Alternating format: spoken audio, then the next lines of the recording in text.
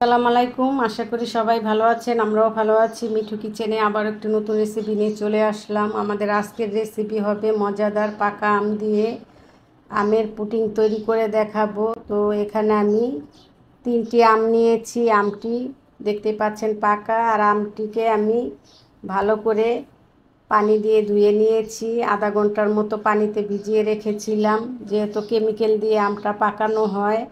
তো এখন এই আমগুলোকে আমি কেটে নিব। আমাদের আমগুলো আমরা দেখতে পাচ্ছেন কেটে নিয়েছি। এখন এই আমগুলোকে কিভাবে ব্লেন্ডার করব সেটাও দেখিয়ে দিব।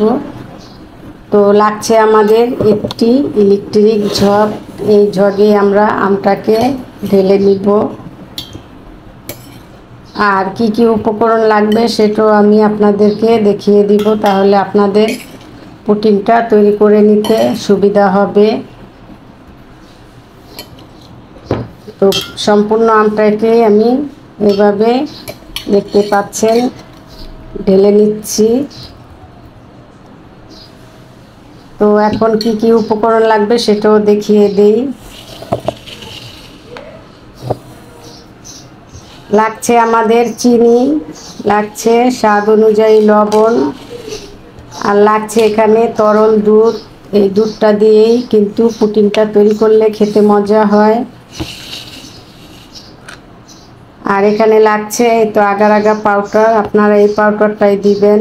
এই পাউডারটা দিলে খুব সহজেই তাড়াতাড়ি জমতে সাহায্য করবে। কতটুকু দিব সেটাও বলে দিব, যেহেতু আমাদের 3টি আম। তো প্রথমে আমি তরল দুধটাই দিয়ে দিলাম, আর দুধটাকে আমি জাল করে ঘন করে নিয়েছি। দিয়ে দিলাম স্বাদ অনুযায়ী লবণ, অল্প পরিমাণ, যেহেতু মিষ্টি হবে আর আমটা যেহেতু মিষ্টি বেশি, তো আমি এখানে 2 কাপ চিনি দিয়ে দিলাম। আপনারা চাইলে চিনির পরিমাণটা, যদি আমটা যদি একটু টক হয়, কমিয়ে বাড়িয়ে দিতে পারেন। তো সম্পূর্ণ উপকরণই দেওয়া হয়ে গিয়েছে। তো এখন দেখতে পাচ্ছেন আমে দুধে কিন্তু মিশে গিয়েছে। এখন আমরা এই ইলেকট্রিক ঝগেই ব্লেন্ডার করে নিব। আর যাদের ব্লেন্ডার নেই তারা পাটায় বেটে নিতে পারেন। আমটা আমরা ব্লেন্ডার করে নিয়েছি। তো দেখতে পাচ্ছেন ব্লেন্ডারের পরে কিন্তু আমটার এই তো ফিনিশিংটা কেমন হলো দেখিয়ে দিই একটি চামিচের মাধ্যমে। দেখুন, আমের ভিতরে কিন্তু কোনো দলা দলা থাকা যাবে না। ব্লেন্ডার ভালো করে নিতে হবে।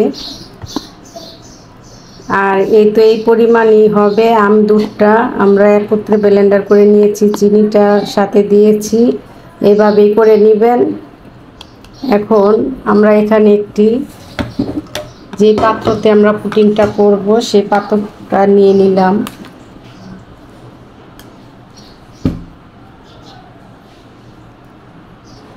এখন এখানে আমরা এই আমের মিশ্রণটা ঢেলে নিব। পুরো মিশ্রণটাই ঢেলে নিলাম। তো আমাদের আমটা চুলায় বসানোর আগে আমি আমটাকে আগার আগা পাউডারও দিয়ে দিব। তো এখানে আগার আগা পাউডার কতটুকু দিব সেটাও বলে দিব। তো এই তো আমি মেজারমেন্ট চামিচ নিয়েছি। আর অতিরিক্ত বেশি দেওয়া যাবে না।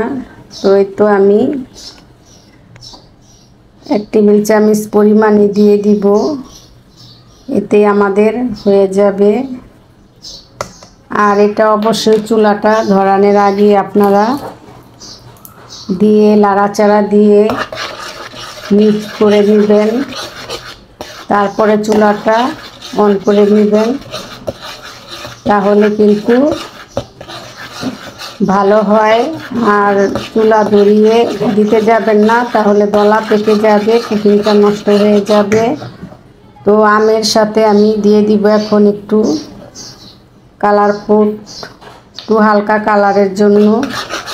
আপনারা থাকলে দিতে পারেন, না থাকলে বাদ দিতে পারেন। এতে সুন্দর একটা কালার চলে আসবে, ম্যাঙ্গো কালার।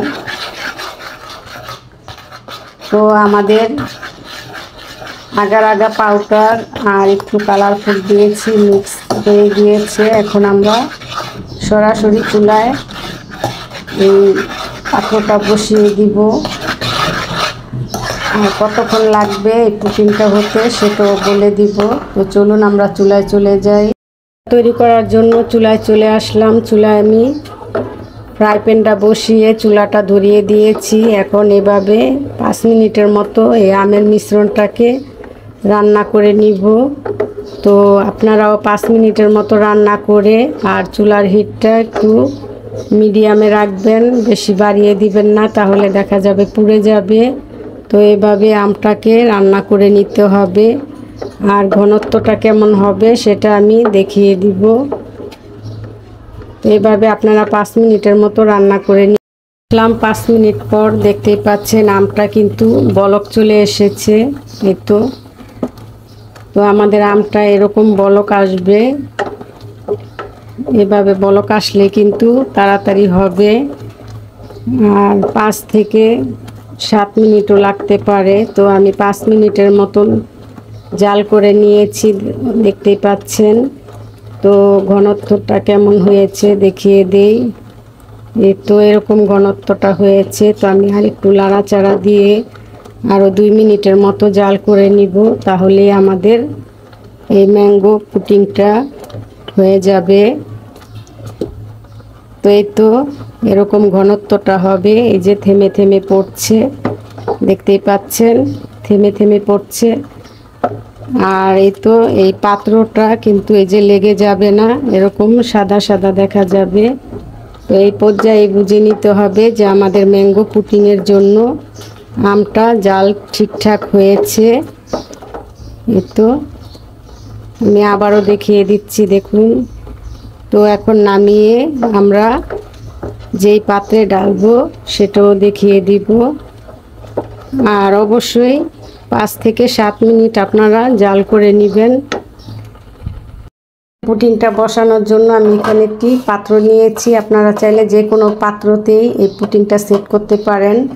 আর এটা গরম অবস্থায় তাড়াতাড়ি ঢেলে নিতে হবে। তো এই তো আমি পাত্র থেকে গরম অবস্থায় পুডিংটাকে ঢেলে নিচ্ছি।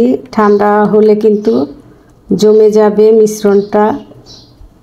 তো আপনারা অবশ্যই গরম অবস্থায় কিন্তু তাড়াতাড়ি করে ঢেলে নেবেন। তো এখন আমি ভালো করে এই মিশ্রণটাকে ঢেলে দিব। তো আপনারা এইভাবে ভালো করে মিশ্রণটাকে ঢেলে নেবেন।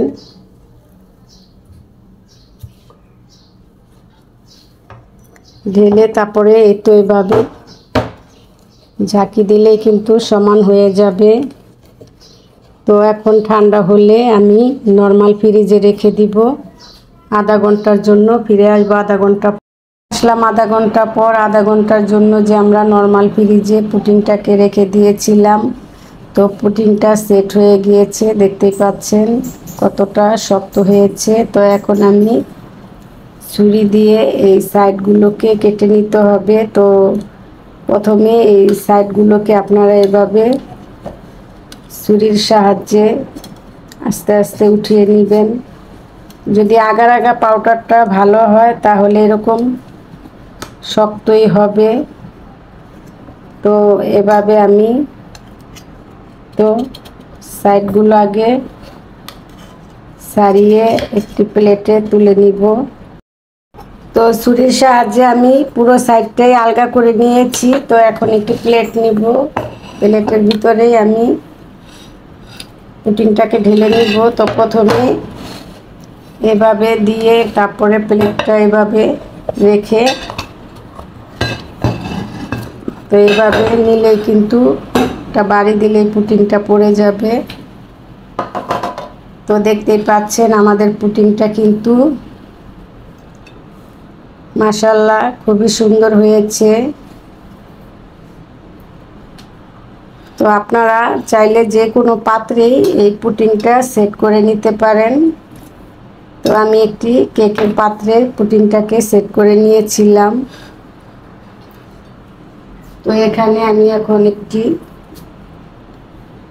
তো পাতা দিয়ে সাজিয়ে দিলাম। আপনারা চাইলে যে কোনো পাতা দিয়ে সাজিয়ে নিতে পারেন। তো এখন পুডিংটাকে কেটেও দেখাবো কেমন হলো। তো এখন আমরা আমাদের পুডিংটাকে কেটেও দেখাবো ভিতরটা কেমন হলো। তো আমি এই পাতাটা এখন সরিয়ে নিলাম, তা দেখার সুন্দরের জন্য দিয়েছি। তো এখন আমি এভাবে এই লাভের মাঝখানে একটি দাগ কেটে নিব। তারপরে আমি এভাবে পিস করে নিলাম। তো এখন এভাবেও পিস করে নিব। তো দেখতে পাচ্ছেন কতটা পারফেক্ট লোভনীয় হয়েছে আমাদের এই ম্যাঙ্গো পুডিংটা। তো আমাদের এই ম্যাঙ্গো পুডিংটা যদি আপনাদের ভালো লেগে থাকে, উপকৃত হয়ে থাকেন, অবশ্যই একটি লাইক দিয়ে দিবেন, সাবস্ক্রাইব করবেন, চ্যানেলের পাশেই থাকবেন। লাইক, শেয়ার, সাবস্ক্রাইব, কমেন্ট করতে ভুলবেন না পরবর্তী ভিডিও পাওয়ার জন্য। তো ভালো থাকবেন, সুস্থ থাকবেন, আমাদের চ্যানেলের পাশেই থাকবেন। আল্লাহ হাফেজ।